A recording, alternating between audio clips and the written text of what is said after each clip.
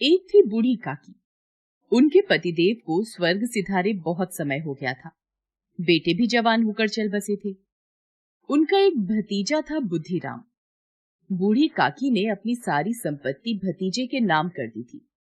संपत्ति लिखते समय भतीजे ने वादा किया था कि वह बूढ़ी काकी की अच्छी तरह से देखभाल करेगा, किंतु वह अपनी जबान का पक्का नहीं रहा।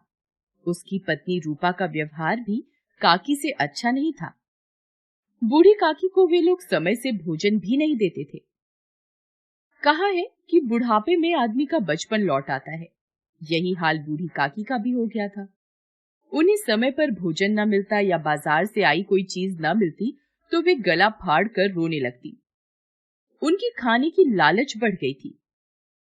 बच्चे भी अपने माता पिता का रंग देखकर बूढ़ी काकी को सताया करते। कोई चुटकी काटकर भागता, कोई उन पर कुल्ली कर देता। काकी चीख मार कर रोती। पूरे परिवार में बुद्धिराम की छोटी लड़की लाडली ही बूढ़ी काकी के प्रति प्रेम रखती थी।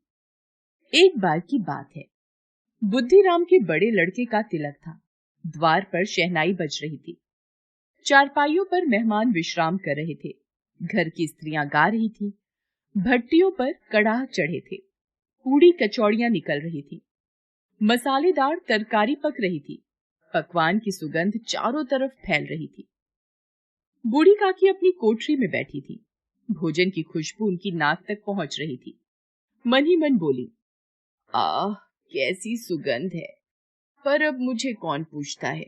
जब रोटियां ही नहीं मिलती तब ऐसे भाग्य कहाँ कि भरपूर पूड़ियां मिले। बूढ़ी काकी से रहा नहीं गया। वे धीरे धीरे सरकती हुई बड़ी कठिनाई से चोखर से उतरी और धीरे धीरे रेंगती हुई कड़ाह के पास आ बैठी। रूपा तैयारियों में व्यस्त थी। उसे सांस लेने की फुर्सत न थी। सुबह से ही आराम नहीं मिला था। वह झल्लाती हुई थी।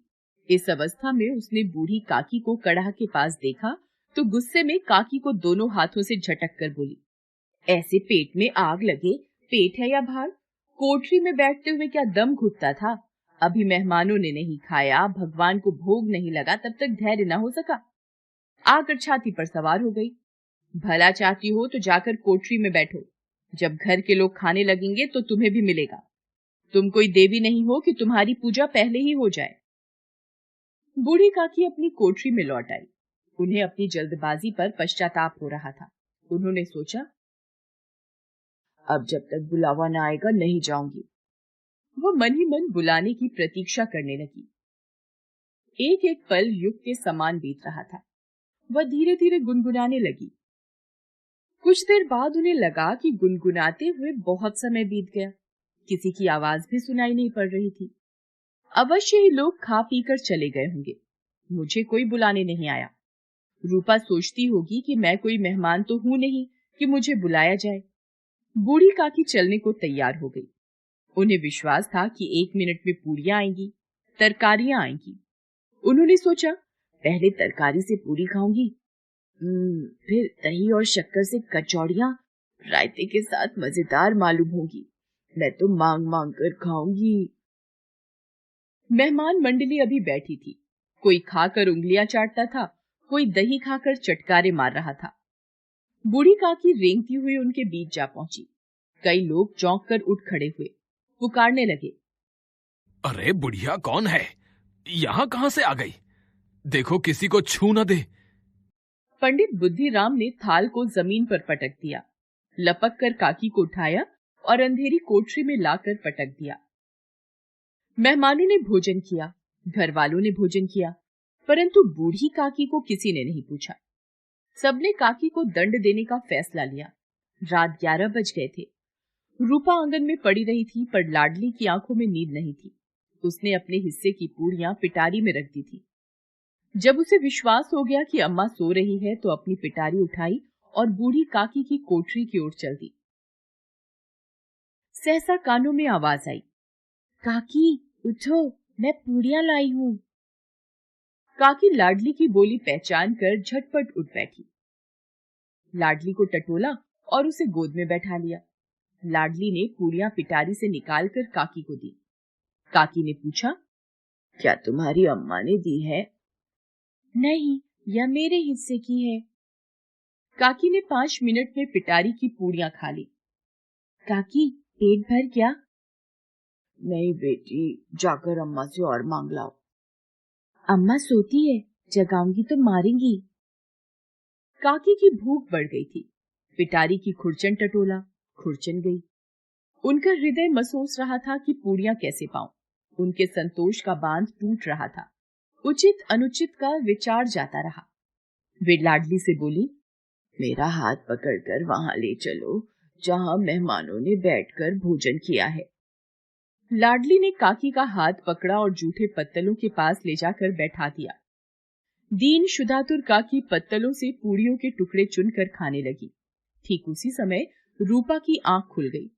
वह लाडली को खोजने लगी।